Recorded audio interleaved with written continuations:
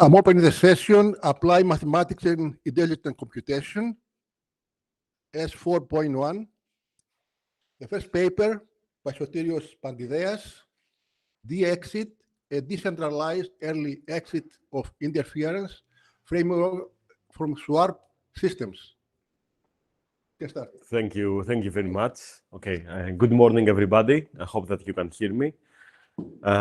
So thanks for the introduction. I'm Sotirios Pandideas. I'm working for the National Kapodistra University of Athens. And I will be presenting our paper, D-Exit, the decentralized early exit of inference framework for swarm systems. And I have to say that this work has been developed in the framework of TARDIS project, which I have also put here and on the slide. So it's trustworthy and resilient decentralized intelligence for edge system. So this is a Horizon project, and it's close to its end. So it's concluded in 2 or 3 months. And it's very interesting because we have developed a tool set, so several tools for swarm system regarding communication protocols, regarding machine learning operations, and so on. And most of the tools are open source. So you can probably find them online. And some of these tools actually we have also presented in other conferences as well. Okay, so I will begin by presenting a little bit the background and the objectives.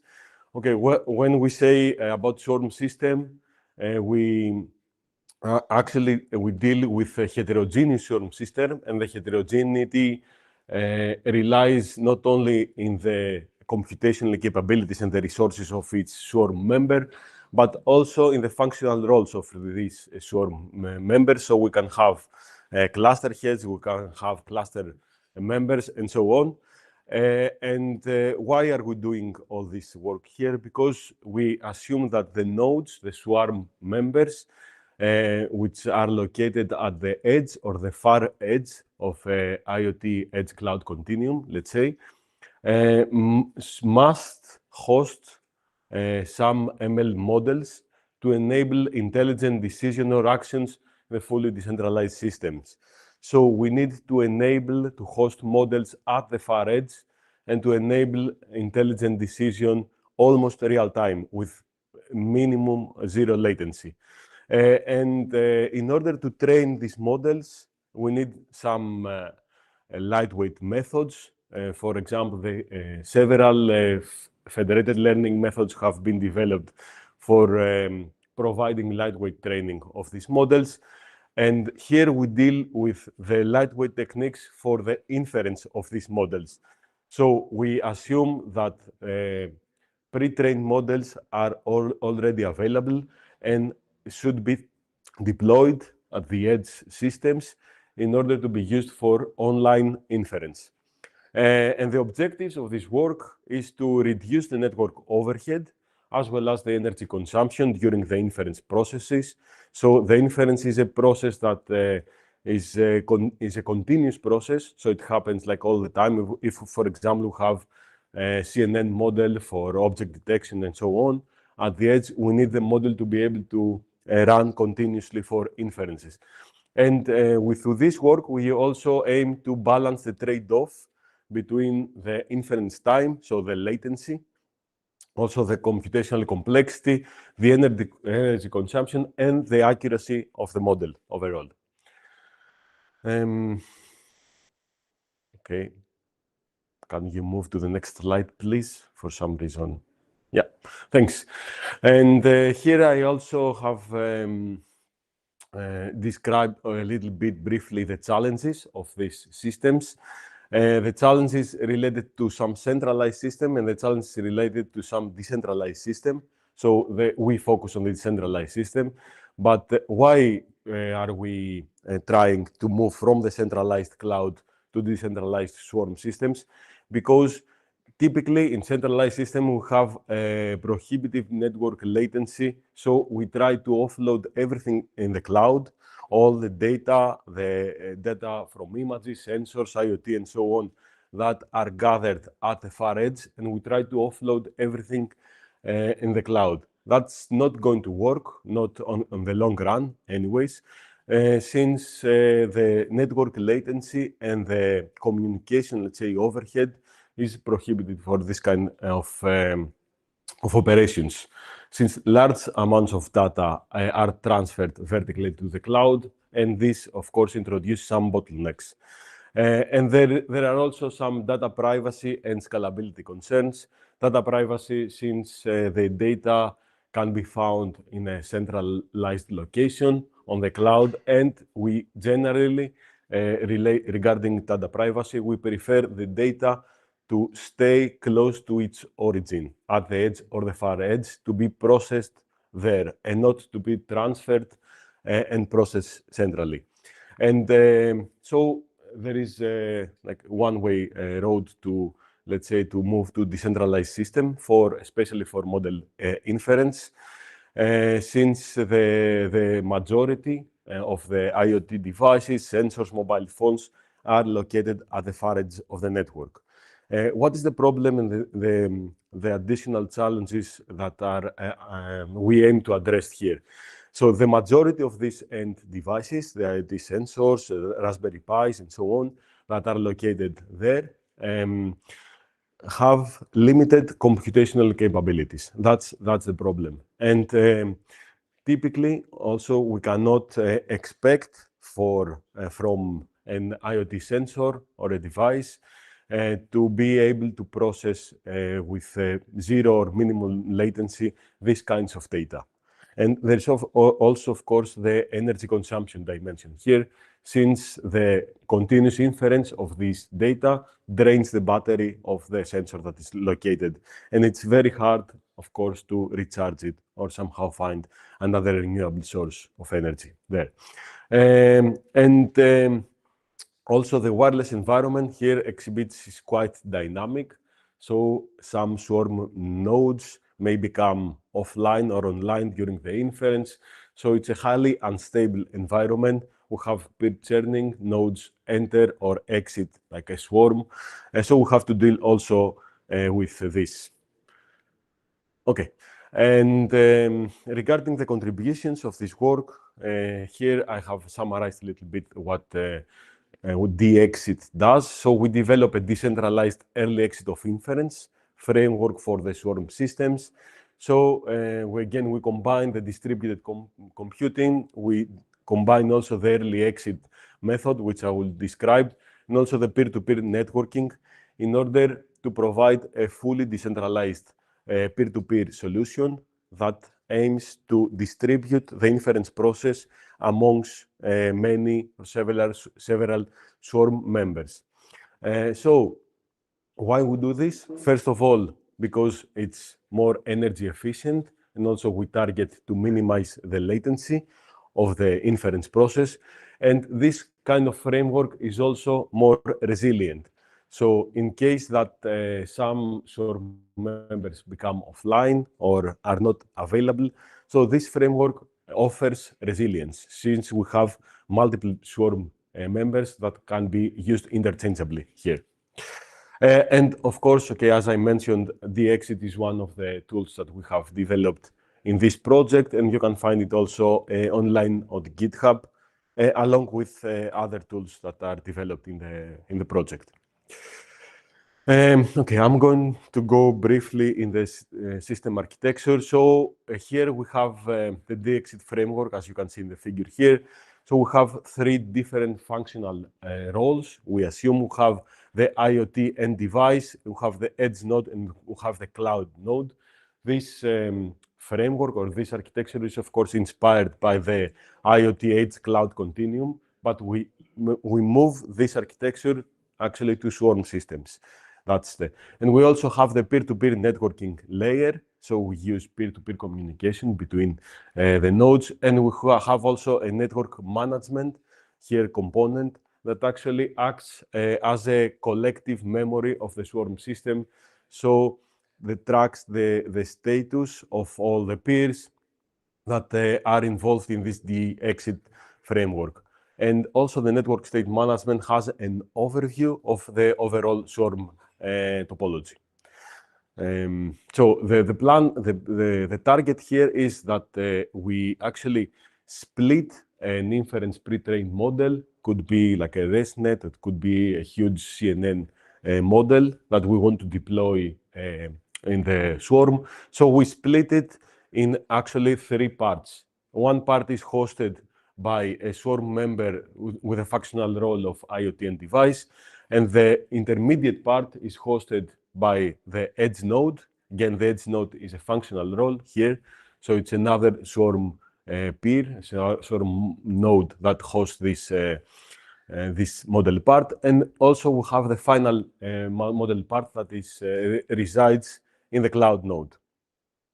And okay, typically the cloud node has increased computational capacity with respect to the edge or the nodes or the end device. So we assume that the cloud node can host a bigger part of the ML model. And here I have also put the workflow of the DEXIT. Okay, I'm not going to go through that in detail, but we have an initialization phase and we have also an inference procedure phase. So during the initialization phase, the DEXIT framework and we use libp2p, the library, for peer-to-peer communication. And we have also included a peer discovery mechanism and establishment of connection between the swarm nodes. So this is the initialization process. All the available nodes are identified, and we establish also the connection between them. And then we move to the main loop of the algorithm, the workflow. So we get an inference request initially in the IoT edge end device. So this is the gateway that the inference requests are acknowledged to the DEXIT system. And we process and we do the initial inference for the first part of the model, for the first exit. And if we achieve good, let's say, confidence level here, then the inference process stops, and we have our answer from, for example, for the model. In this way, of course, we save some time, so we minimize the latency, and of course, we save also computational resources, since this process is not feed forward to the higher layer, let's say, model parts. And then this process continues in case that we did not reach an expected threshold. Okay, it could be like a threshold of 60 or 70%, depending, of course, on the application. So we want to, for example, we want to be sure that we identify an object from an image, and we set here a threshold of 80%. If we are 80% sure, then the model, the inference exits here, and this process is not conveyed to higher layers. In this case, as I mentioned, we save latency, and we also save energy resources.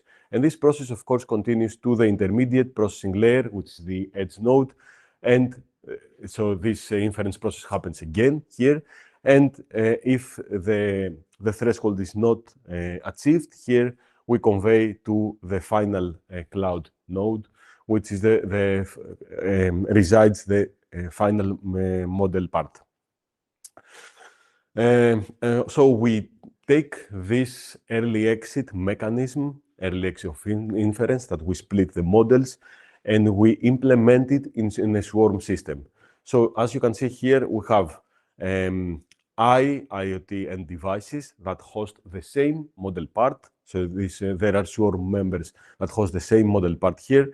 And we have E edge nodes that host the intermediate model part. And we have C cloud nodes that host the third model part, the final model part. And of course, typically we want the multiple nodes to host the first model part. So I is less than E and it's less than C. So in most cases, we're okay with 1 or 2 cloud nodes. But for example, we need multiple versions of the I nodes, the IoT end devices, also for redundancy purposes. So here you can see that also the model branches. So we have the first model branch with exit 1, we have the second model branch residing in the edge node with exit 2, and we have the final model part with exit 3 that resides in the cloud nodes. And here between the end devices, the edge nodes, and the cloud nodes, there is a peer-to-peer link. So the feed-forward operation is conveyed from peer-to-peer in a peer-to-peer manner from each node. And okay, I'm moving to some simulation results here that we have done some simulations in order to verify the framework, the D-Exit framework, and also quantify how this can be actually deployed in real systems.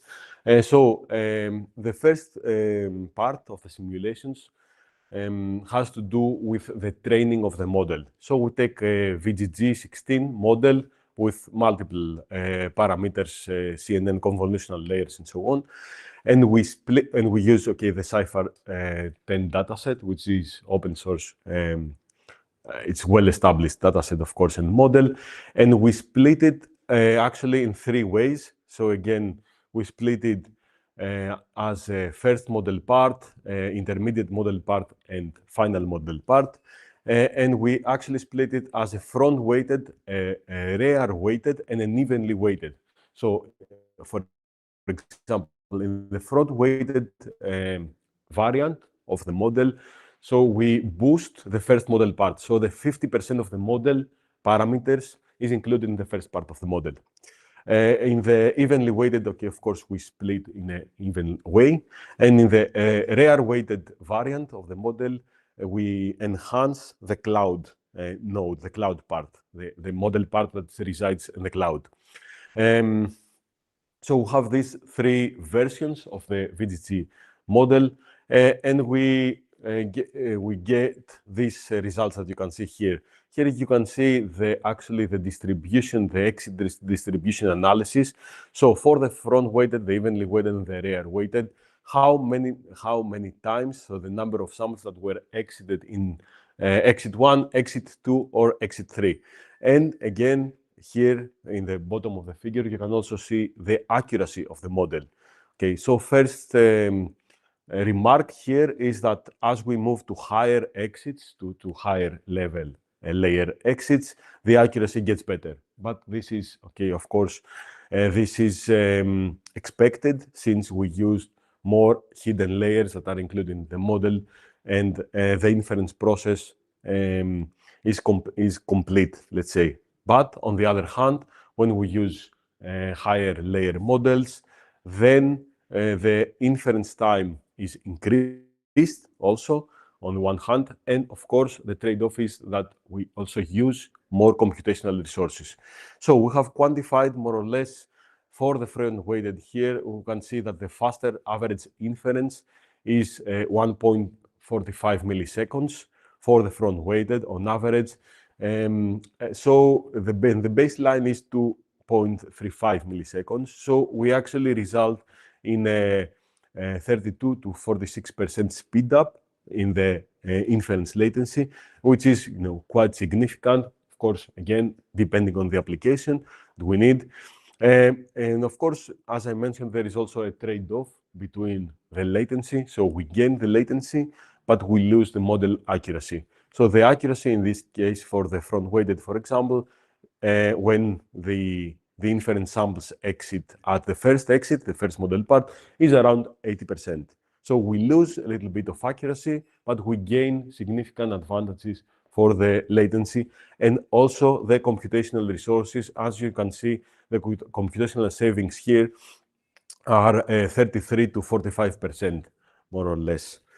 Okay, and then we have trained our model using the early exit, and we move to simulation results with swarm implementation. So in the simulations, we produce a topology with 8 IoT and device nodes, 4 edge nodes, and 2 cloud nodes, which you can see here. So we deploy actually the corresponding model parts to these nodes, And we also evaluate 3 different strategies. So we have the closest strategy, the first available, and the random strategy. The closest strategy is quite simple, is okay, you get the inference request. So you send this request to the node that is located closer to you. The first available strategy is you send the request to the peer that holds, the higher layer, of course, model part that is available, so it's not currently executing any additional operation. And of course, we compare this also to the random strategy. And as you can see here, we have these results for the inference time and for the CPU usage of the swarm nodes. And we quantify the inference time and also the CPU usage. So this, if we follow the results, we can see that actually the first available strategy is the best strategy in terms of the inference time. And so we have minimal inference time, and we also have minimal CPU usage. Okay, so basically that's it. So this slide concludes our work and also offers some future direction. So again, the DEXIT framework offers a distributed inference solution for swarm systems. So we deploy actually a pre-trained model that has been trained using the early exit mechanism. So we deploy these model parts in a swarm system, and we also offer the peer-to-peer communication among the respective nodes that host the model parts. And we also provide discussion and also some first simulation results regarding the trade-off between inference latency, communication overhead, computational efficiency, and also scalability, how this solution can be scaled to large swarms, let's say. And one of the key aspects of this framework is also the resilience, since some nodes may become offline or will not be available. And in these cases, the inference process does not stop, but we have redundancy because of the additional swarms that are included in the framework.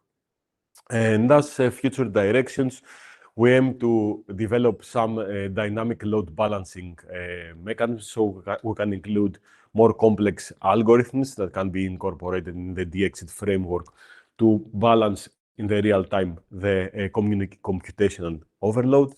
And we also we're exploring some ways to update the model. So we deploy the model, but in case that we need to retrain it, we explore some methods to somehow online retrain the model. And finally, we aim also to include some privacy preserving techniques. So again, here, the feed-forward operation, so the data that are sent between the peers are, like feed-forward data. So they are not easy to decrypt, so they don't mean anything specific. But we can include also some differential privacy or different privacy encryption mechanisms in this data in case that an attacker wants to intervene there.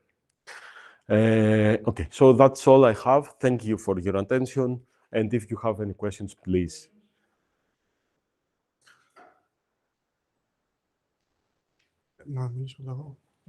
I can start because I'm closer to the microphone. So thank you, Sotiris, for your insightful presentation.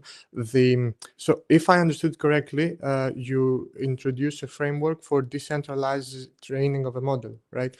Where is this model stored? In a sense, if I want to feed data, you may have explained it, but I didn't understand correctly. Where is that model stored? Is it decentralized storage or? Yeah. What we offer is a decentralized inference. So the model has been trained. For example, you can train the model offline in a cloud location. Right. And then you take this model in the model parts, let's say, because the model has been trained in an early exit, Right. and you deploy it in the swarm members. So you can deploy it, the first part is deployed in an end device, the second part can be deployed in an edge node, and so on. Okay. So each client, each node has the model parameters. Exactly. Okay. I get it. Thank you. Exactly. So there are several nodes, let's say, so you can have like cameras or Raspberry Pis that host the same part of the model. Okay. Yes. Okay. And of course there is a way to have a central model, but to parameterize it for different clients and different environments. Of course. So that depends actually on the split that you do. Yeah.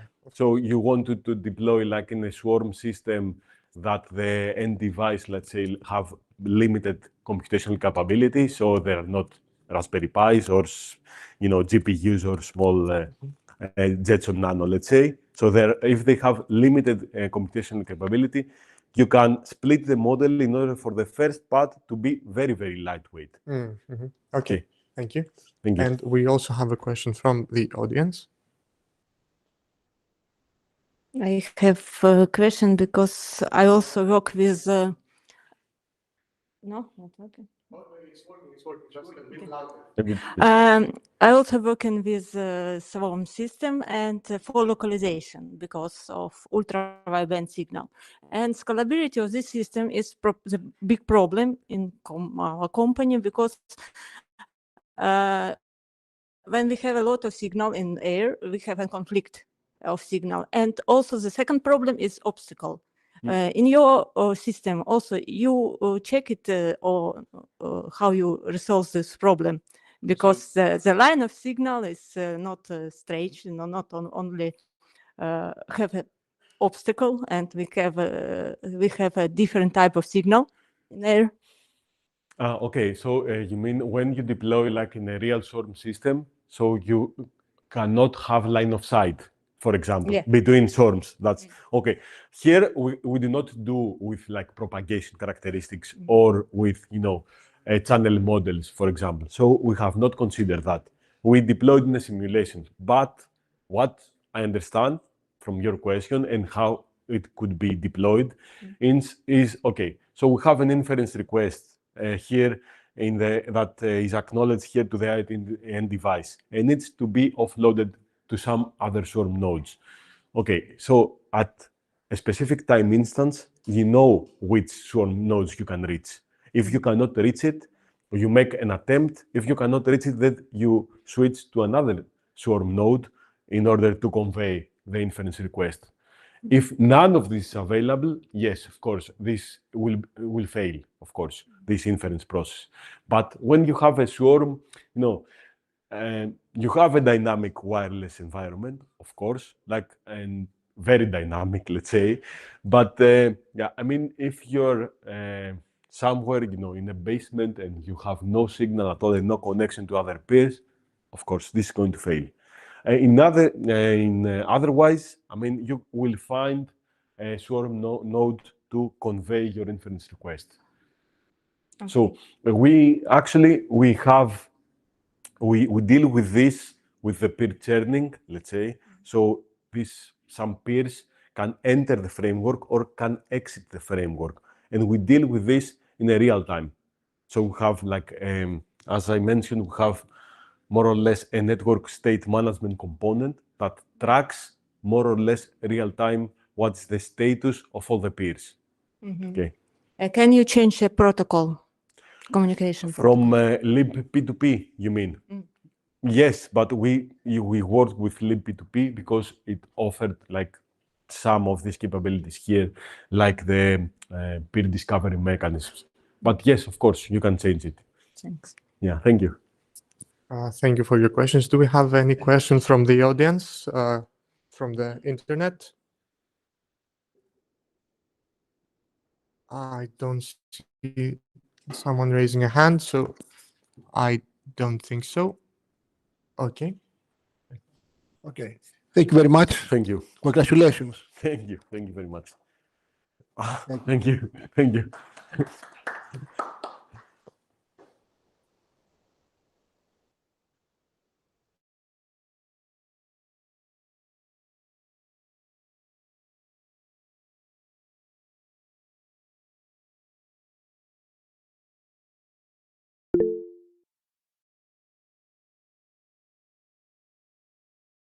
Yes, yes, please, Mr. Stylianos Karagiannis. Hello. I think there was a change on the order of the presentation. Shall I present the paper? Φωτογραφία. Yes, there will be a live presentation and you can present immediately afterwards, if that's okay. No, it's not okay because I have scheduled another meeting. It's like I have been already late. Okay, know, okay. Share your screen, share your screen and present now. It's fine. Thank you.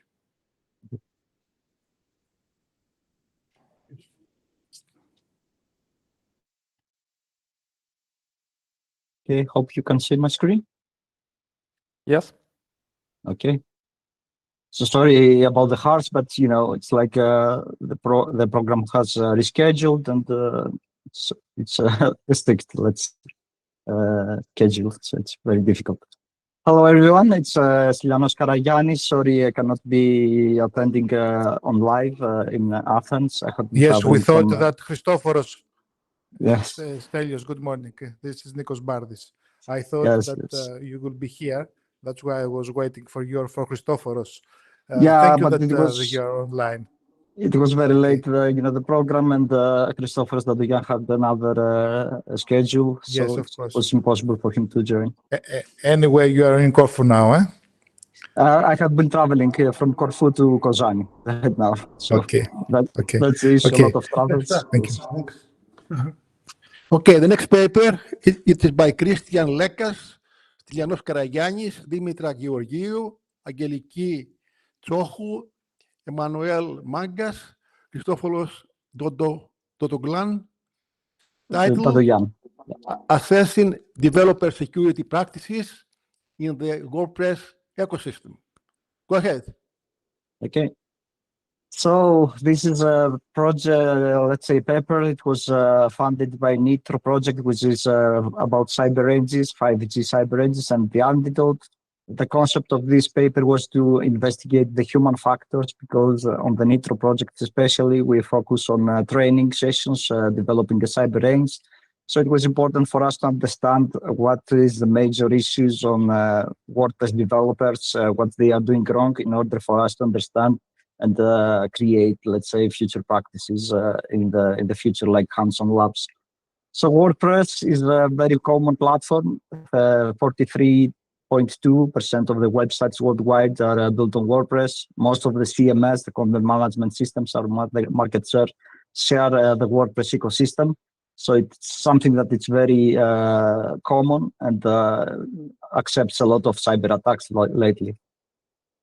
So we surveyed 56 European WordPress developers to understand their real world practices. It was a mix of freelancers, but mostly are already agency developers. They have 39.3% as a serious degree job. And a large number of respondents reported that they have no prior knowledge or experience in cybersecurity related fields. This is a common issue that we find a lot of times, that a lot of developers do not have the common, let's say, baseline knowledge on the cybersecurity. This is the distribution of the expertise and the audience. It's like 56 people. Around Europe. Most of them were IT relations as a degree in computer science, and the cybersecurity had no experience on cybersecurity. What is happening is that a lot of people, a lot of developers have a high level of awareness. They say that 89% of the developers say that it's very important to have website security. However, the vulnerabilities still persist. We can see in the following results that there are a lot of gaps, a lot of misunderstandings, and a lack of knowledge on implementing security practices. This is a very, overall image of what is happening. A lot of them use security plugins.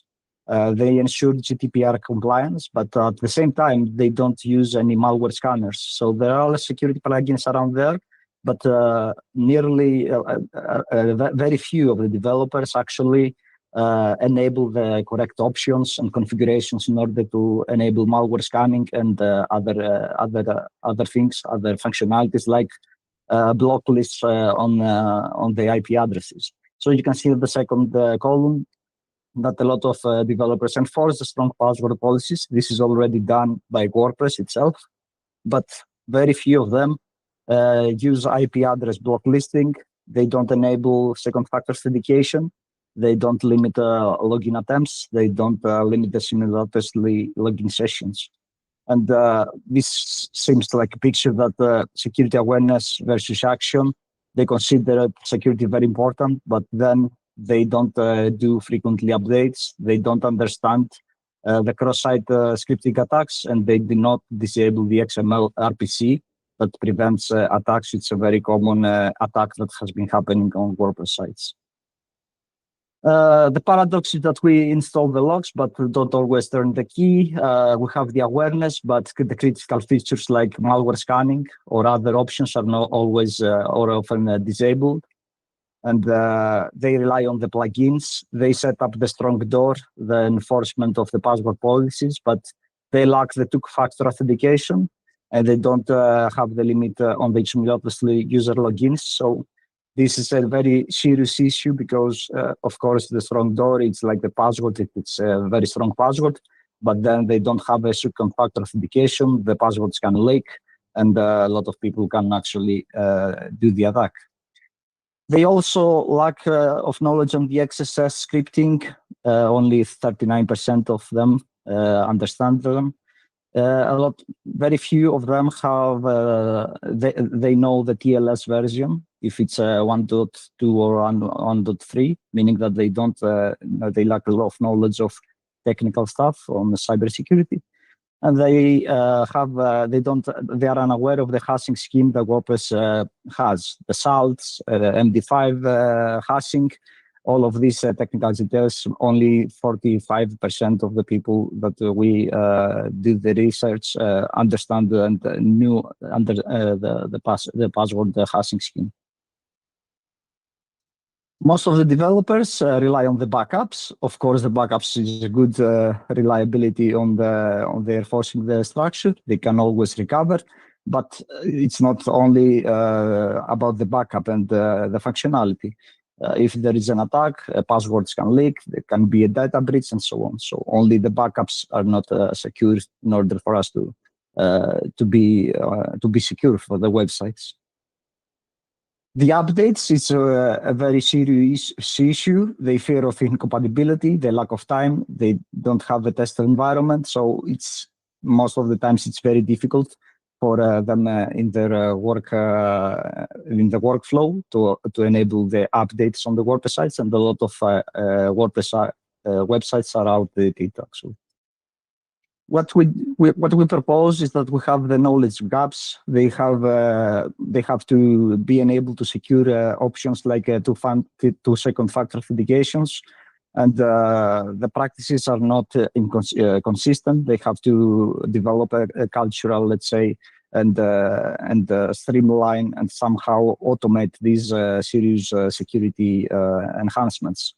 So the recommendations is that we can boost the multi-factor authentication. We can enable easily adapted second factor authentications using maybe other open source tools.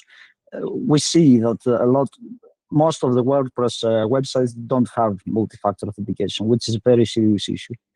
We can educate the developers. It's important for them to have the baseline knowledge of what is XSS vulnerabilities, what is XML RPC, what is the hashing scheme of the WordPress, and so on.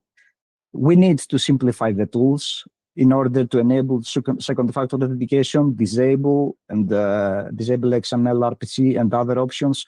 It's important until nowadays to simplify those processes. The most important thing is relies on the access on the login screen. So the brute force attacks, the DOS, and everything that relies on the authentication and authorization is very important, and to build a community that expands and shares knowledge on what is happening on the WordPress ecosystem. So improve vulnerability education, increase DLS awareness, support knowledge sharing communities. We have the pillar that we can simplify the tools to boost MFA adoption, simplify the XML RPC controls, strengthen login security overall, and to build a proactive security, improve the update practices, enable a workflow that is easy and safe for the developers to go and update the WordPress websites, promote deeper plugin use, and especially configure properly, and automate the hardening system to investigate code vulnerabilities and outdated libraries and so on. So this is a very small indication of what we propose in the blueprint for more secure WordPress ecosystem. And security, as it seems, is not only a technical problem, it's a human factor, it's a human process. And this is an overall picture that explains that there is a gap between what they need, what they see that this is very important, but in actual practice, they don't enable these important things like the second factor authentication and the other things that we explained. So it seems that the human bug is indeed a fact in the WordPress security, and that relies our future work to understand and to indicate processes that will enable all of these findings to be updated and to help the developers develop a security ecosystem on the WordPress security. Thank you very much. And if you have any questions, I'm happy to answer.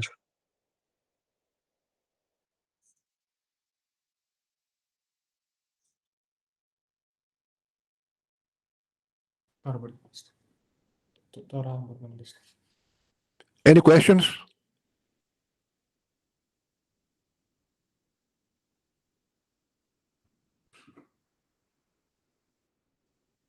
Okay, thank you very much. Thank you. Thank you very much for your time.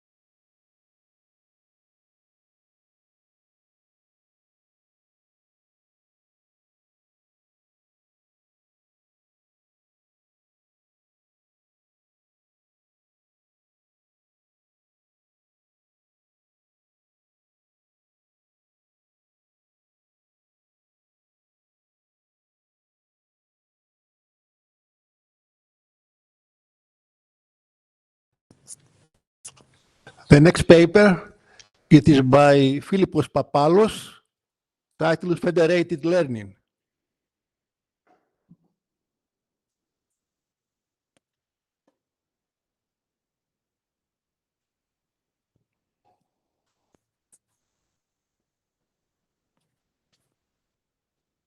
Thank you, Professor. Dear colleagues, this is a continuation of research I've been doing on federated learning, and it is an approximation of an algorithm to present a novel algorithm for federated learning and for federation in general. First of all, a bit of the basics. What is federation learning? We all know the way a traditional model is trained. We have data, we feed it into a certain centralized server most of the time. We train a model and we use said model for the application it was intended for. But of course, there is this transportation of data, which may lead to leaks and certain other things that we'll see later. So federated learning is a decentralized way to train a global model. You have multiple nodes, clients in our examples, who collaboratively train a shared model. And the scope, the idea, is to train a global AI model while keeping the data local, stored on the clients that were collected from. This begs the question then, how is the same model trained in multiple stations? An idea is that we have a server. Let's take our example. We have 3 clients which contain their respective amounts of data. The server is going to contain the global model parameters, the strategy configuration. It keeps certain tabs on evaluation results, and also tracks the current round of the federation. The server, as we can see, does not contain the raw data used for training, or the labels or individual samples, nothing. The initial phase is the client connects to the server. The server sends the global weights. In a sense, here are the weights, train the model like this, using this configuration. Same thing for client 2, and same thing for client 3. So training takes place. Each client trains their data respectively based on the global parameters. And after this finishes, they send the weights and the evaluation in the global server. Only the weights and the evaluation, no raw data. Also, all clients need to send their sample size only. Why is this very important? Because this is the essence of federated learning. The weights are averaged, not solely based on how many clients exist, but also on certain specifications of each client. This happens because a client that has, let's say, 10,000 samples for training is much more reliable to build a model than a client with 100 samples of training, and so on and so forth. And some other parts that we'll see later. So this begs the question, how does a federated server aggregate the weights? The baseline that was introduced 2017 by Google is this. The model averages the weights based on the sample size of the whole system. It's great for research, of course, and it was the basis, it was the first idea, but it's not great for real-world scenarios because it doesn't work for independent and identically distributed data. So when a data set taken from the clients is not collected in the same manner or isn't treated in the same way, we will have issues with this approach. For example, what that means. Let's say we take the NIST dataset. It's a dataset of handwritten digits, and each client has a random number of all digits, 0 and 9. That means that the data is identical and identically distributed. It's fine if we average the weights. However, if client A has mostly 0s to 4s, and client B has mostly 5 to 9s, then this data set will not work if we solely average everything out.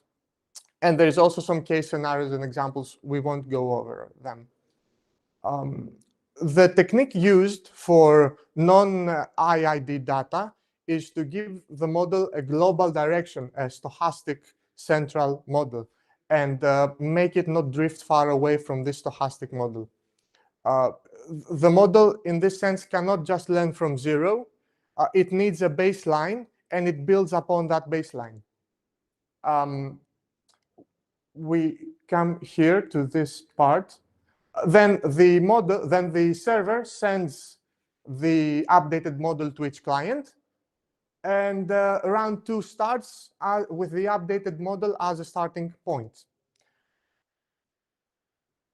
And this process continues until the number of rounds, the desired number of rounds is reached, or the desired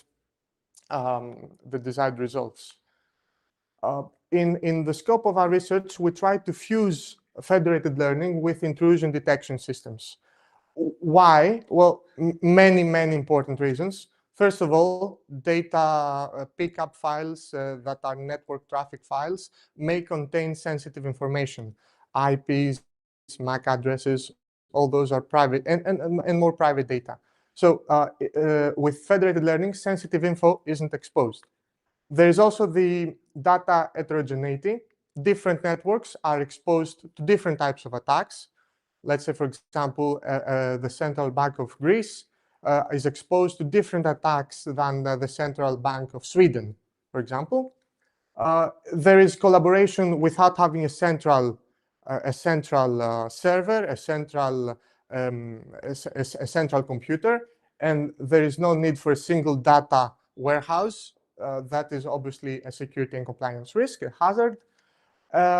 The scalability, we can scale the model. Why? Because data in cybersecurity is pretty large, many gigabytes. Pickup files take a lot of space.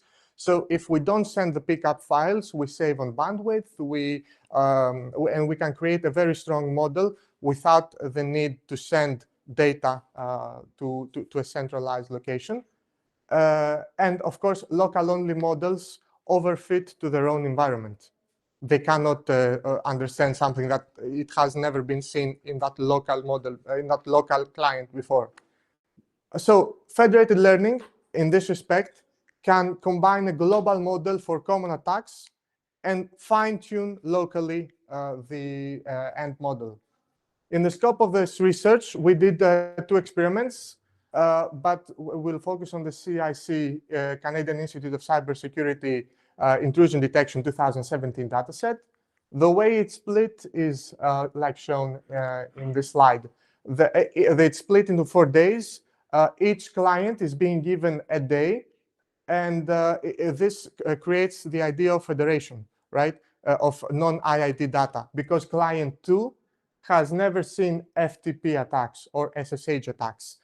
Client 3 has never seen other types of attacks, and client 1 and 2 have never seen DDoS or port scan attacks.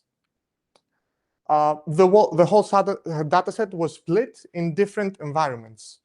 So not one client was trained in all types of attacks. We we ran a neural network algorithm. The results are those that are being seen. The precision is fine. The recall is quite low, and that's very bad for intrusion detection. We want to have better to have false positives than false negatives. Let's go back to this slide and see what we did. What we wanted to do in this research is not use Fed average, not use Fed prox, and not use parallel client training. Those only work for neural networks because they have the stochastic and the aggregation of weights is already built in neural network models. But for intrusion detection system, which contains tabular data, pickup files are analyzing tabular data, tree structures are very efficient. What are some of the ideas of tree structure federation? We pass the model down each client, and each client using his own data updates the trees and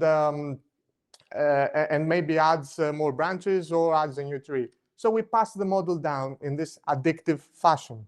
This creates a problem that the final client has the final say. So the data will begin to become biased towards the last client.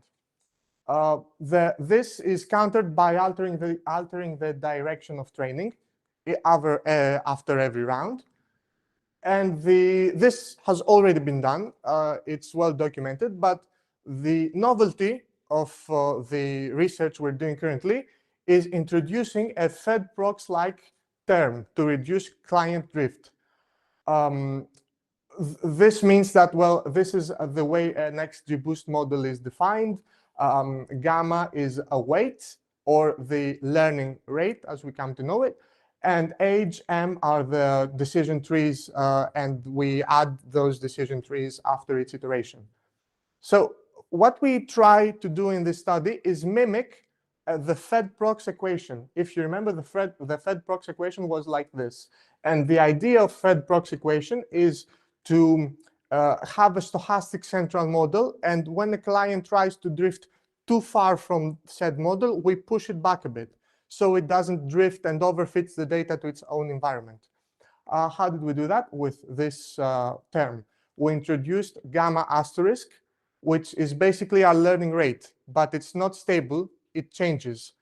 It changes depending on the gamma we choose. So we run the model for different gamma iterations, and we find the gamma asterisk that has the lowest amount of loss to a stochastic central decision model. And then we just add to the model, we add the tree using gamma asterisk as the learning rate. So is this an improvement? The idea is that it's really, really great improvement. The accuracy under curve, over curve is great. We see recalls being boosted, and everything is pretty well when it comes to having seeing how things work. And we also noticed that client 3 didn't overfit the data as much. Client 1 and 2 were about the same way. So if we want to put it into numbers, when we used neural networks, we saw about a precision of an accuracy of around 83. When we introduced frameworks that use decision trees, we saw an increase of 5% to the overall accuracy of the algorithm. And when we proposed and we created our framework with our novel approach, we saw an increase of 10%. So it works, and it is reliable and stable, and it doesn't overfit to its environment. Conclusions. The conclusion is that federated learning can be used to train a global model. It can be used for intrusion detection systems. It has a lot of positives to introduce to intrusion detection systems. The experiments show high performance, and non-ID data still remains a major challenge, and aggregation strategies must evolve. This is because you cannot always perfectly predict and aggregate the weights, so the maths must evolve to create a better strategy. Future works, there is an idea of combining a central, creating a complete framework that both captures traffic, analyzes the packets, and passes them through the model.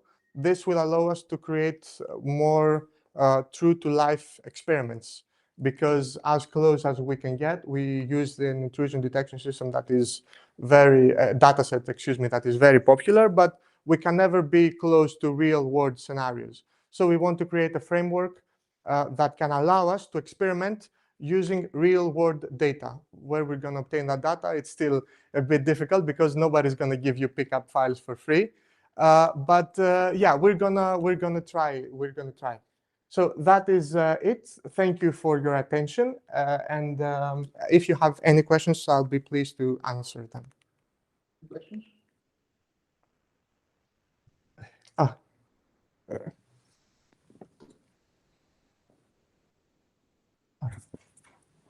It's Professor Zalgar. Yes, Professor. Thank you. So very interesting talk, but as we speak about training, whatever it is, first question is how we could be sure that the data has no noise, so we train our model with the wrong stuff. Is there anything that you put as like a validation or verification of the data?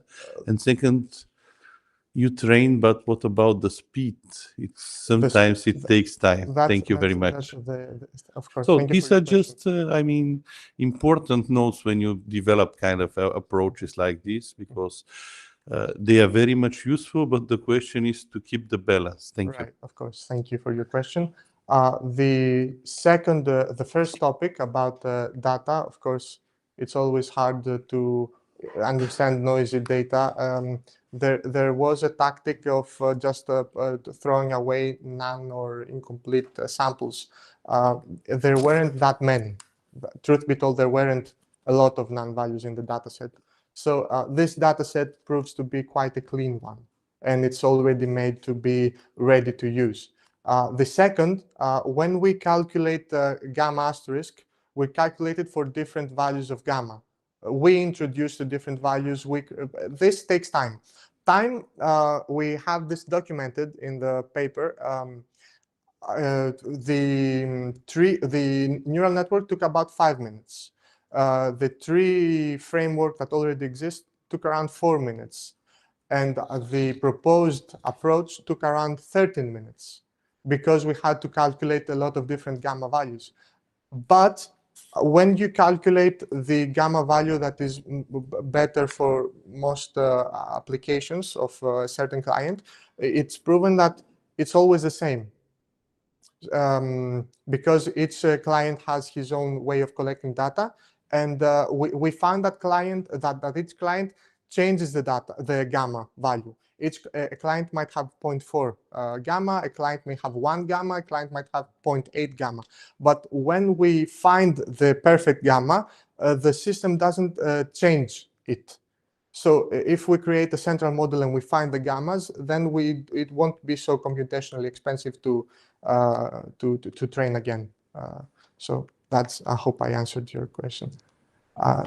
I have one. Yes, of course, sir. Have you ever done a study about stability for neural networks at the tree? No. What's the question of The system, stability? how stable it is? In the sense of, can it run? Yes. Well, it didn't crash. If that's the question. Theoretical study. No. That's a good idea to do. It's a good future idea to do a theoretical study on stability, of course. Other questions? Yes, of course, Professor. Thank you very much for your presentation. Thank you, Professor. My question is the following. What about different types of information in which we can use for federated learning? I mean, it may be verbal information or GitHub codes on any other things. In this case, we have problem of different type of information and providing of processing such information. It's the first question, and the second question maybe is close to question of Dr. Zlatogor-Minchev. What about period of actualization of this data? Because if you talk about real-time system, in this case, it's very important point. Yeah. Thank you. Thank you for your question. So the first question is a part of if the data has different nature. Yeah. So neural network, the federation of federated learning as a framework was introduced in the idea of Google analyzing data stored on your phone, which by itself is different, right? A picture is different, the text you send are different, and this creates a general central model. But the way they did it was they split each nature into a separate model. Of course, it's very difficult to get a picture and have a pickup file and somehow create the same number of features or the same number of data. That's almost impossible to do. But the idea is to split the data into certain nature types and have a same way to analyze each nature of data in each client, so that you can then create the same number of features and have this the features and the class balance amongst the clients. So that's the idea. Because it's not the same, the pickup files are of the same nature, but the classes that each client has may be different. It doesn't matter. As long as you analyze it in the same nature, it works. So I hope I answered. And what was the second question? My second question, About real time, yes, about actualization of the data we from did- different server, which in case of distributed course. system. So the idea was that each client had the model stored locally. What we did to, in the sense of is the model fast or not, what we did afterwards, after the training and the federation was completed, to accurately find the accuracy of each client to data that the client has never seen before, we passed the model down each client's data, the model of each client to the data of client number 2 or client number 3. That was very fast. We didn't write it down because it was lightning fast, like it was seconds. And we passed down samples that are around 1 point, I will be a bit inaccurate maybe, but there were close to 1 million samples in the whole data set. So we passed 200,000 samples through the model in like 5 seconds. So it's fast, it's fast. After it's been trained, it's very fast. I hope I answered it. Thank you. Thank you. Other questions? May I have a question also? The role of the cycle rotation of the clients. Yes. Which role his play to the fairness, to the justice of the network, and how you do it on that? Yes, the idea was that if client 3 always has the final say in the way the data is trained, because what we do is we pass the model down each client, and each client adds to the trees, to the forest structure. If client 3 adds his model last, the data is going to be, the whole model is going to be biased towards client 3's data. If, for example, client 3 had DDoS attacks, it's going to classify every single thing that looks like a DDoS attack, that's going to be a DDoS attack, even if it's not a DDoS attack, or if it's just benign traffic. This is effectively bias. Yes, this is if a client is last and has the final say, it's also documented in the paper, but not in the presentation, that when we didn't introduce cyclic rotation, we saw at least 10% difference from the first to the last client. And the more you train, maybe the less this interference will become. But for the models we ran, we found that there was a major difference to client 1 and client 3 when there wasn't a random cyclic rotation. Okay, something else. How difficult it is to set up or build a global-like training server? This of course, this builds to what Sotiris said in his application, fault tolerance. And what if one client disconnects, or if he receives data it doesn't send, or if he sends data but doesn't receive? This is obviously a hazard, right? Frameworks have already implemented a way to counter this and have a fault tolerance in their models and in their approaches. But in our research, because we wanted to see if things work, we built a framework where the maths work, the algorithm works, but we haven't yet tested it on fault tolerance and client A not connecting and what happens with. But it's scalable, but we build it so that we can scale it. The number of clients can increase the number of routes. It's all scalable, but we haven't taken into consideration what if a client disconnects, or if we haven't taken fault tolerance into consideration. But it builds great to Sotiris' presentation. Thank you. We have a Okay, question. go ahead. Thank you. Thank you.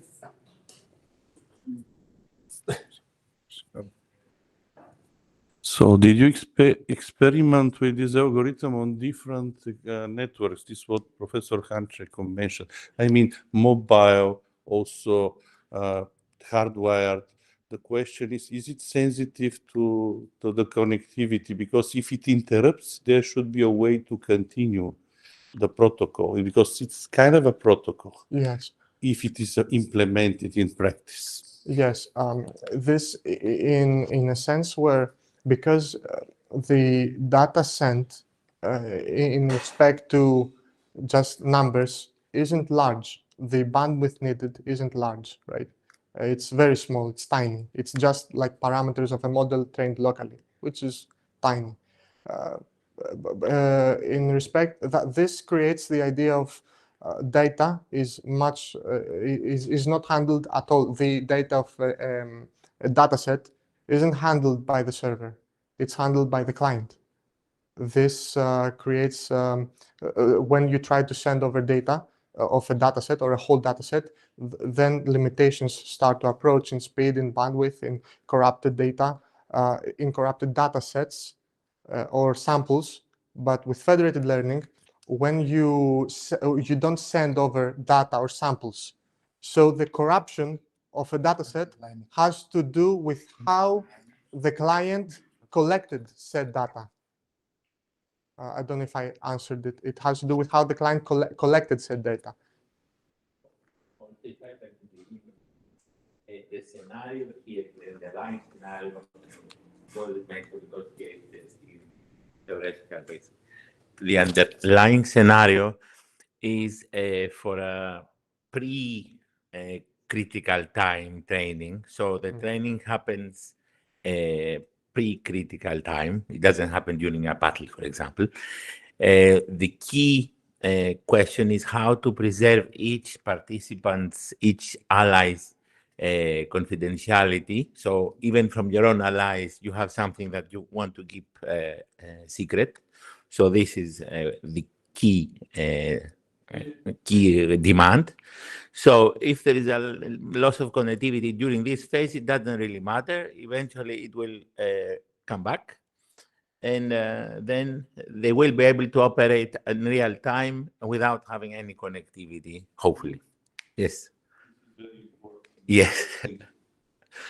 Thank you. Thank you, Philip. Sorry for Do we have okay, one more question? Yeah, it's not a question, it's more like a discussion or suggestion. First of all, thank you for your presentation and your work. It's very, very useful, I think. Okay, I was thinking as you were presenting, maybe as a future direction, I would say you could remove the server, the centralized system that does the aggregation of the FL, and you could potentially move to a fully decentralized scheme where you have the peer-to-peer connection between all the clients, Right. and periodically the clients act, as a clients that train the model and as a servers that do the aggregation. Continuing on that discussion, we have a saying in Greek: when a lot of roosters roar, there isn't a certain everything mayhem happens. Yeah. But, okay, I mean, it's so in a sense that you must decide on one person to coordinate, because if many people try to coordinate, then there will be issues. And what if a coordinator disconnects? And he has already sent the staff to coordinate, and people respond to him. He needs to change, or there maybe another node takes. So there are many ideas behind it. Of course, discussion for days and research for days. But yeah, many ideas behind it. Yeah, it's good. Okay, thank you very much. Thank you. I think we have. I heard the notification. Do you have a question from the internet? Maybe. Yeah, I will check it. Philippos, this is part of your work for your PhD thesis. Exactly. Yeah.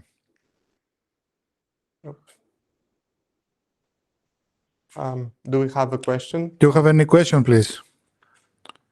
On the net? No. Okay. Thank you, everybody. Thank you. Thank you very much. Thank you. Please, Professor.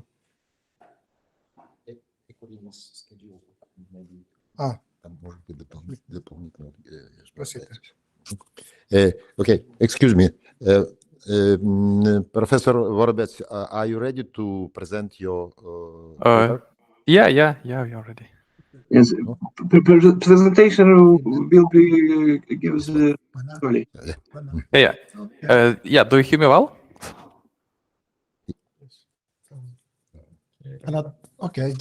Next paper by Anatoly Baran, titled Experimental Evaluation of Machine Learning-Based Access Control in Resource-Constrained STN.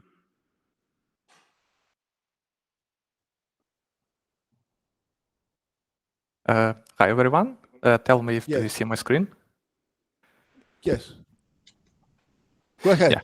Yeah. So, hi everyone. My name is Anatoly. I'm a PhD student of Chernivtsi National University, Ukraine. Today, I would like to present you our work. It's an experimental evaluation of machine learning-based access control in a resource-constrained SDN. So first, let's briefly explore what the SDN is, what the environment we are talking and working about, and what this presentation will be about in general. SDN is a networking approach where the control plane and the data plane are separated. In traditional networks, as we can see on the picture left, control and forwarding are combined inside each device. Otherwise, on the picture the picture right in SDN, the controller has a global view of the network and sends instruction of the programmable switches as an observer, and this makes reconfiguration much easier because we change logic in one place instead of reconfigure many devices in case of traditional networks. So architecturally, SDN consists of 3 layers: the application layer, the control layer, and the forwarding layer. Control layer is managed by application layer and controls the forwarding layer or data layer. In other words, communications happening between control and data layers using not bound protocol. Usually in papers it's open flow, and in between control layer and application layer using not bound API, it may differ from any implementation of SDN controller, maybe REST, maybe some other ones. It depends of the exact implementation. Let's have a quick look on OpenFlow protocol, which used to communicate from control layer to data layer. It's a pretty straightforward. It's based on simple match action rules, like request is came and smart switch see who it is and look into the table and see what he can do with that request, and that's all. And that's all the instrument it has. Except, it can work also in reactive mode when the switch, for example, like there is new device, new user, and switch may not know what to do with it, and it calls control and ask about instructions, and controller set instructions, and it saves in this flow table. Or it can be implemented as a proactive mode, and in that scenario, that all the instructions are deployed in advance, and this brings a better performance, and this will imitate the router in the traditional networks for best performances. So the constraints in these SDN environments are divided in, let's say, in two general ways. Its internal resources include like controller computation, CPU time, energy constraints, time for making decision, and external one, which include rate limit APIs, paid cloud services, application service, or any other constrained services which are connected from external to the environment. So the goal of the paper and the experiment was to optimize the SDN operation under such resource constraint, both of them internal and the external ones. For that, we built an experimental framework or setup that contains three SDN layers. We used an open source tools to ensure that it can be reproduced by everyone. Linux was used as an environment, Python as a main programming language, Mininet for network emulation. It widely used in the research community, and was interesting to retrieve what I saw in the papers. Enter-IO controller, because it's as a SDN controller, because it's the main reason it's Python based. and not to bring a lot of programming languages in one environment, was decided to use it. And scikit-learn machine learning library was selected due to its lightweight and low overhead, which is important in context of limited resources.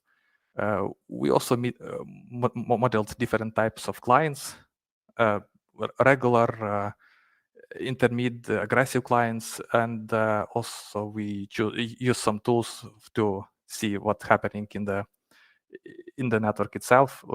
I mean, to manage or to observe it, like Grafana or Postman, and Git to keep the versions of experiment which we run, and maybe split the work in the future between researchers. So just quick look how it looks like, typical IT project.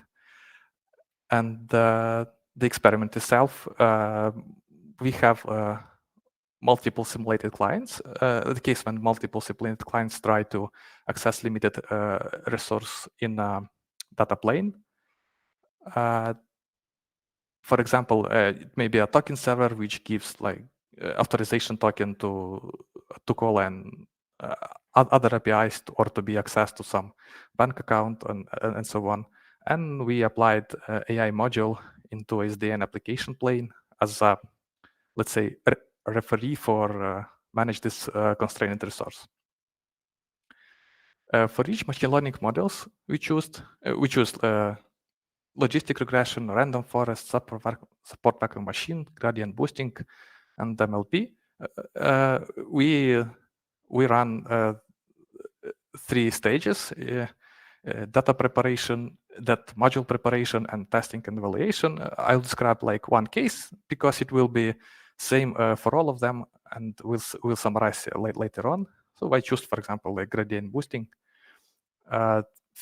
First step is data preparation. We added loggers on 2 levels. I mean, on the controller level itself and on the host to which connected restricted resource.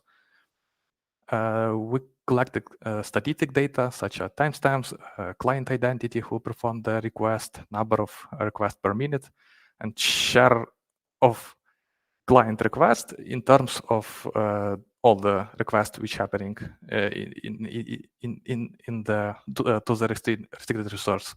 So based on that logs, we prepared a training data set, and we use it to train every model.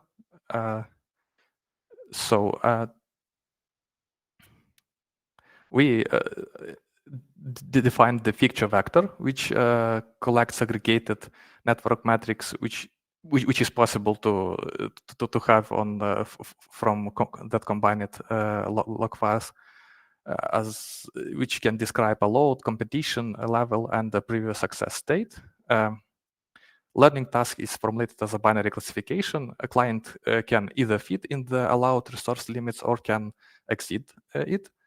And the aggregated set was split into parts, into training set and test subset. The model is trained to predict the probability that client will exceed quota in the next time window, which is minute. And training is performed only on a training data set, while the confusion matrix and all metrics are computed on the test set. So after training the model, we created a model file and loaded that model file in the AI module. And again, we started the experiment with network testing, and we can see the picture. Then, like every time window, 60-second statistic was collected, feature was calculated, and we extracted feature vector for each identity, and we called the module to decide if each identity may, in next time window, exceed the quota limits for the to restricted resource. If there are high possibility, we give some penalty to it, remove like 1 or 2 requests depending on how on how many we have requests at all in a constrained resource, and split it between normal clients. And AI module assigned that quota every time window, and the process was like in a loop again during the experiment, like from one time window to another. As a result, we got an aggregated fairness graphs. For clarity, data is aggregated in a 5-minute intervals. The green line represents operation with the AI module, and the red line show that show the experiment without applying AI referee, let's call it. And maybe on this picture will be much clearer. This graph shows more clear how the number of requests fits with the assigned quota. So same analysis was performed for each model. In this case, it's only one gradient boosting. And here we can see a comparison for all modules. From the picture left, we can see that SVM shows the highest variability, but logistic regression at the same time provides stable results with low variance. Gradient boosting achieves higher accuracy, but slightly higher variance than logistic regression. And on the picture right, I think it's maybe the most important in terms of real-time SDN networks. It's in inference time. Like in this case, we can see that random forest was like pretty well in terms of in terms of variability and accuracy, but really slower, maybe 30 times than lower time between the modules. And it's like not the case to choose like to as a main in our case as a main referee module, machine learning module to the SDN experiment. Overall, logistic regression and gradient boosting provide the best balance between accuracy and complexity and decision-making time. Random forest is accurate but not suitable for real time in terms of inference time, and support that machines and machine learning perform well. They also perform well in terms of specific condition. Maybe we can adjust it. They can be adjusted, but to be used already as it is, SVM and logistic regression and gradient boosting showed like the best balance. So in conclusion, like it's all about the balance. In general, all AI-based approach showed good results in comparison without it. I mean, all of them were about 90 plus in defining that of resource overuse. Gradient boosting and logistic regression provide the best balance, achieving 97 up to 99% accuracy with inference latency about 0.6 to 1.4 seconds, and that makes them suitable for edge device and SDN controllers due to energy consumption and latency balance. Future work will focus on extending the experiment scenarios and testing this system on real hardware, such as maybe on a Raspberry Pi would be easy to port using the Linux we chose, and in a physical SDN environment.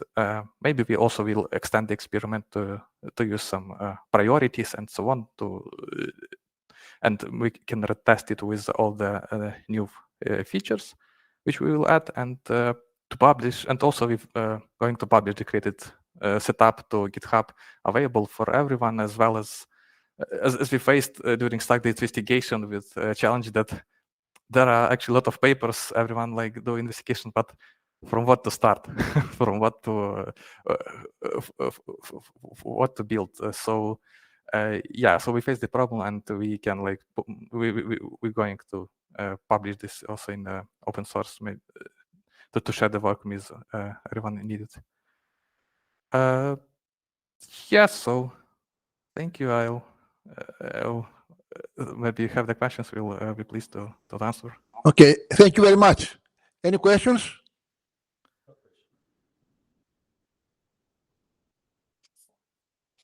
Thank you very much for your presentation. A very short question. You mentioned energy consumption aspect as a direction of your future research. Please, some comments concerning this issue, because why energy consumption is really important for such SDN-based systems. Thank you. Yeah, thank you. Maybe like the computation time and latency is like only like slightly affects the energy, but I mean in real SDN scenarios, SDN networks we focus on may be really distributed. It may be like some separate device which work I don't know on a roof, on like on a big distance, which have like a small battery, and on that battery it should last as long as it possible. So that's why we focused on the balance between like high accuracy and the computation time it takes to prolong battery time. Okay. And second question, do you plan to research your system in condition of cyber attacks on SDN-based networks? Yeah. When you apply ML-based balancing of such networks? Yeah. For sure. Maybe when we'll come to like real scenarios, it's important because SDN with bringing the, let me open the picture, with bringing the easiness to manage the network, it brings the downside when due to the attack to its infrastructure itself. I mean, on this global controller. Like if it's exposed, the whole network is exposed at the same time. So yeah, we will for sure account on this vector to attack the controller and also to attack the machine learning approaches, because it brings also this new attack types. Thank you so much. Other questions? Thank you very much. Thank you.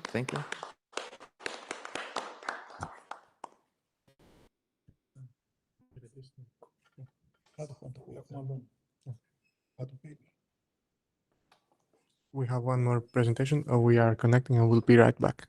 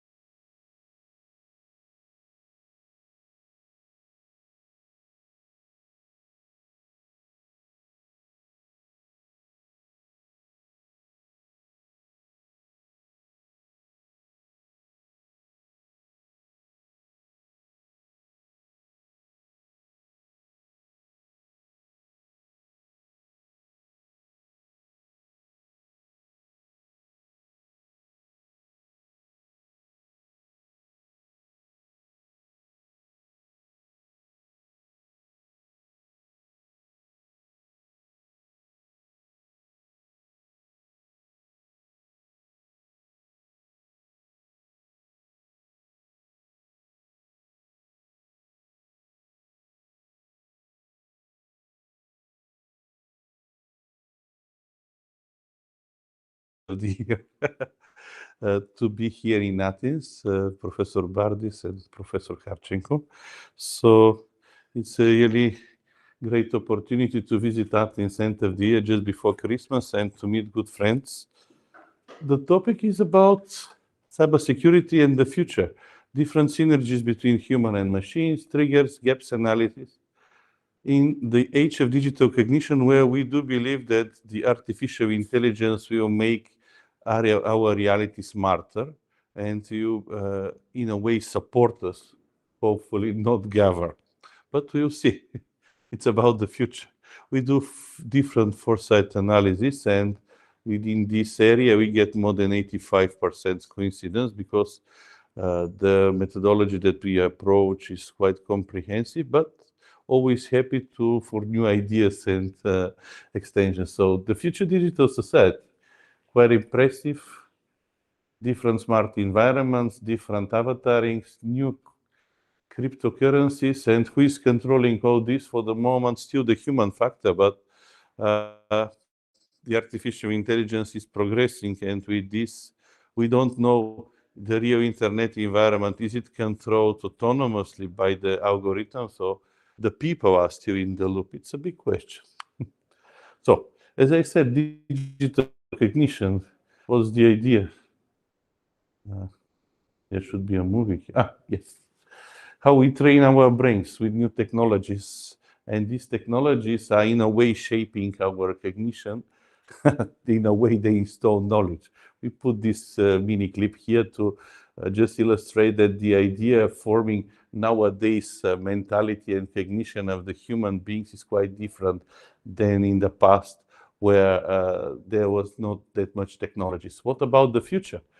Who speak about general AI and sentient AI, at least? And the question is that now we use the artificial intelligence as a tool, but in the future, maybe the AI will use us as a society to faster grow. Good news that they say that the energy efficiency of the nowadays AI GPUs is not that high, so you will not be able to feed the technology for the moment that fast. But with the quantum era, things are changing. So what's the idea how? 25 years ago, we were just passive observers and everything was controlled by people. Nowadays, we are here where machines are in a way pushing us to this virtual reality. Nowadays with mobile phones mostly and semantic web, but it's progressing because the more we get to the social networks like TikTok or Meta, the better you get smart glasses with cameras, virtual reality, extended realities, and all the guesses about the not so far future towards next 25 years is not about the telepathy, but neurofeedback connectivity. So the computer in a way is forming the cognition, as we saw in the movie. So all this creates an ecosystem that could be modeled in a way. So to the right is the digital agenda for Europe, guesses towards 2030, where all the technologies and society will be in a way digitized. And this creates numerous contradictions and conflicts that with the external environment, this is all we don't know what is it, can be modeled in a way. How successful, only the future will tell, but we have to try to work. And in the context of, as I said, contradictions, now we put the safety and security ideas between human and machines, and we could add in the security area, except 5, the 6th dimension, this is the AI, because AI is getting more and more independent. So where we are going? Oops. I think here it's better. We are going to 2 directions, society 5.0 and 6.0. 5.0 is still dominated by human intelligence, and in China and in Asia, the idea has been most popular in Japan also. It's getting reality. I was last year in China, so you can order pizza with a drone delivery. Yes, it's not a miracle. Of course, the future belongs to the domination in a way of the computer. This is a part of the famous sci-fi Chappie, where it decides to copy the human brain and emotions. Of course, it's still a sci-fi, and to make one of the characters in the movie live forever because it doesn't accept this person to be dead.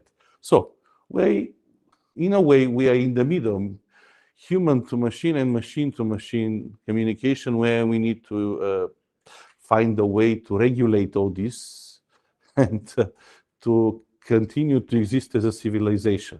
Of course, different phenomena here, possible from digital dimension with different areas addressing scale and speed that could not be handled by us human without machine assistance, moving towards cyber sickness of the new gaming generations that they live in the technology area.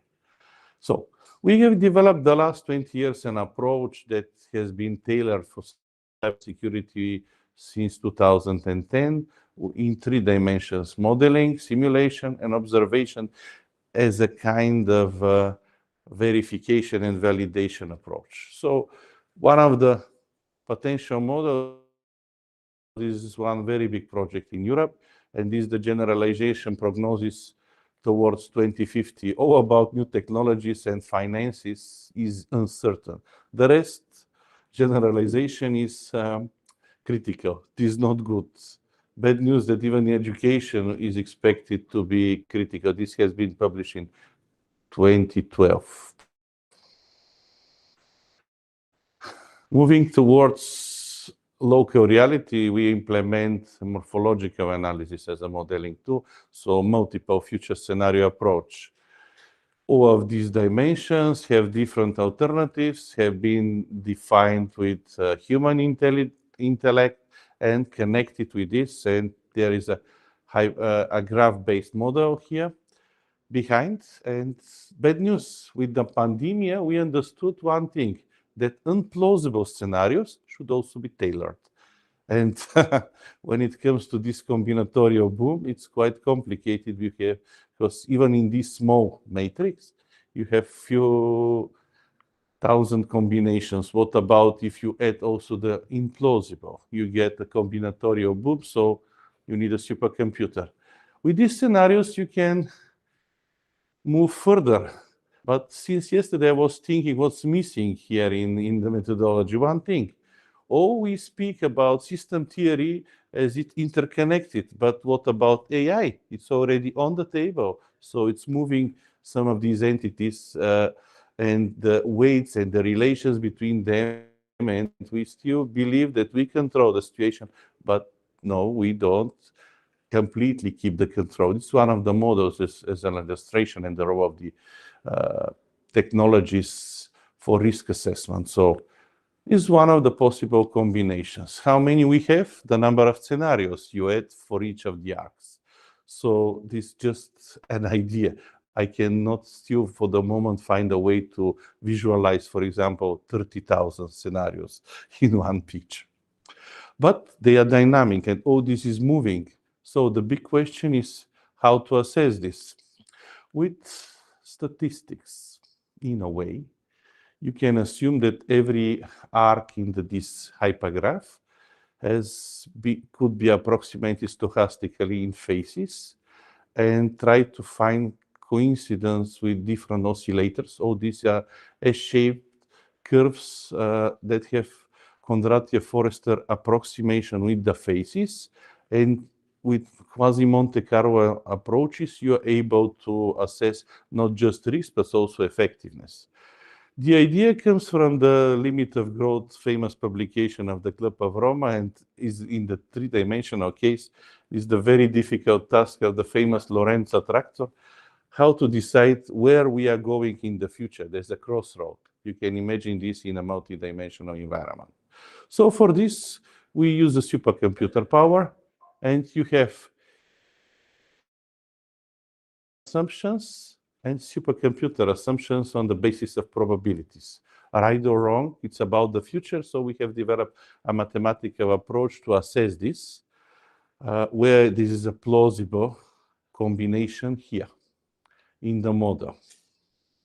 But make it the long story short, we don't believe that with all these calculations and mathematical assessment, you are able to get the right results. So we continue further, as I said, to the observational perspective of the human beings, where we created an environment, a virtual one, that you can watch different virtual realities and assess the biometric response.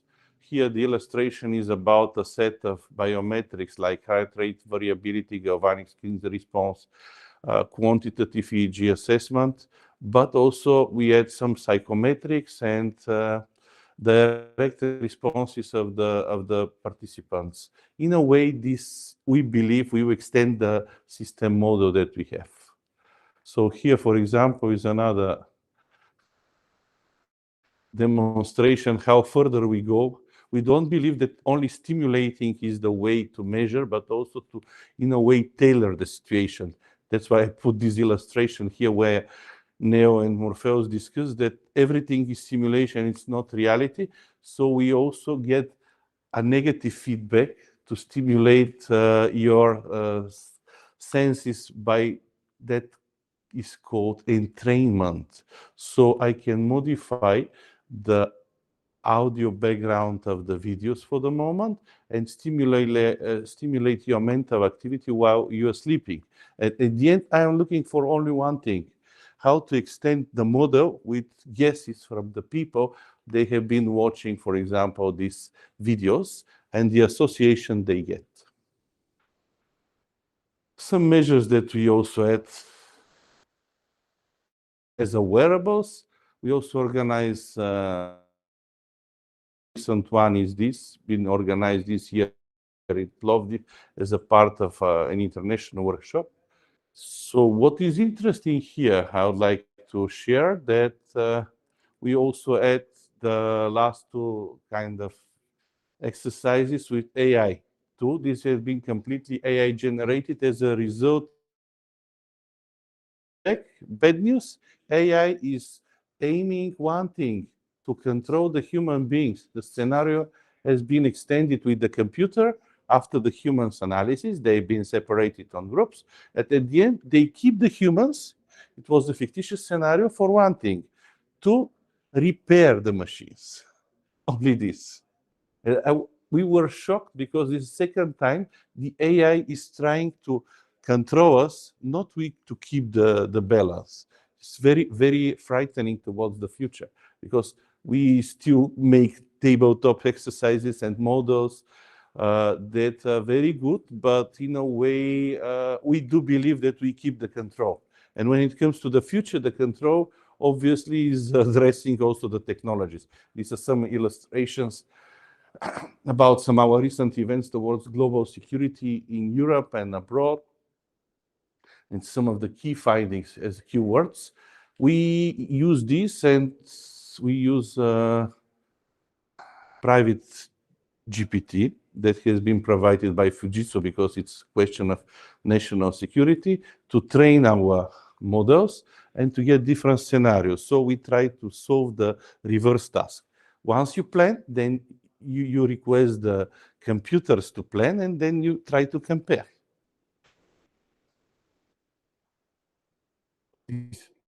This is the final result that we get from one of the events. It speaks about the future. We have a book on this. Another book is aggregating the methodologies. It's on the way. And also, good news, we have created a platform for exchanging ideas. This is Secure Digital Future 21, where you can also find the social network asset. Feel free to join. The idea is to keep the network and, in a way, to exchange ideas about the future. In the discussion, I just put one thing, that whatever we put technologies, there should be limit in a way about their role, because to keep the balance in the living society needs to control the artificial intelligence and digital cognition in a way. Thank you for your attention.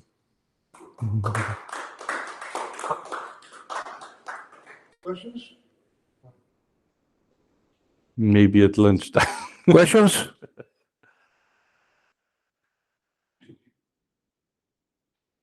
I think it's very, very wide. Yes, very wide. We have a lot of questions. Yes, but idea was here to present the methodology. most of this stuff is not public, but I mean the security one.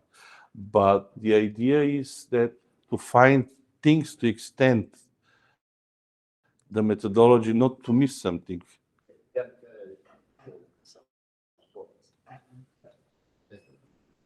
Thank you very much, Dr. Zlatogornichi, for your activities in this very important area, and it's important for our future and present time. My question, or maybe not question, it's comment concerning digitalization and AI development, implementation, and so on. I think the main question and main problem is how we can search a balance between two sides of implementation of your new AI or digital technologies in general. I mean, one side it is our comfort, quality of our life, and so on. The second one is the deficit of security and safety when we introduce new technologies such as AI and digital technology in general. Hence, how we can, which approach can be suggested to find such balance and between quality and security. Thank you. I understand that my question is... I'll tell you our frank response. We try to work in both directions. The one direction is we cooperate with Asia, where there are actually no limitations compared to European Union, and United States is in between. In my opinion, depends. If you work in lab conditions, you could give freedom to the algorithms, but when it comes to reality and you put it in the smart city, for example, you need preliminary to test a lot. Otherwise, we get these Black Mirror movie scenarios that technologies are controlling us and there is some people behind. But we should not try to stop the progress because you will find another way. So better to follow the progressive technologies in a way and to inform about innovations, except just stopping the progress. Because if we don't allow this to happen in Europe, it will happen somewhere else. For example, during the war times, a lot of technological progress is happening to protect human lives. And especially with the AI, this is a way to save people. So we should not limit this, my personal opinion. But when it comes to jobs about the future, there's a big question, like the famous Tea Party in Boston, where they broke the machines. So there's a big discussion. And I always try to explain that our understanding is that the future jobs will just be transformed. So we will be able to handle more jobs, but different job than the current one. So in a way, we transform the reality and also the security and regulations. If you want to be completely comprehensive, we should ask the AI, how does it think it should be regulated? Because it produced something, but it should get sentient about the results. Thank you. But the AI, it is human knowledge. It's not doesn't have for the moment. Yes, it doesn't have any cognition also. Okay, no cognition. Yes, for the moment. Forever. No, with this kind of technology, with quantum machines, we'll see. Quantum machine. We'll see. That's word now. For the moment. For the moment. Yeah. Yes, agree. But we are also addressing this with quantum machines for optimizational purposes only, and cryptography. They have cryptography only for public key algorithms, because for symmetric algorithms. Yeah, I agree. Quantum machines are still a fiction.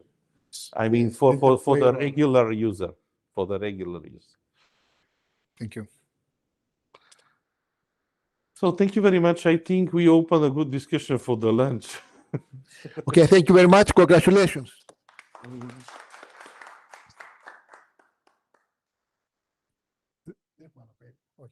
This paper concludes our session. Thank you. See you later. Thank you. Thank you. Now we have the coffee break, and we're starting again.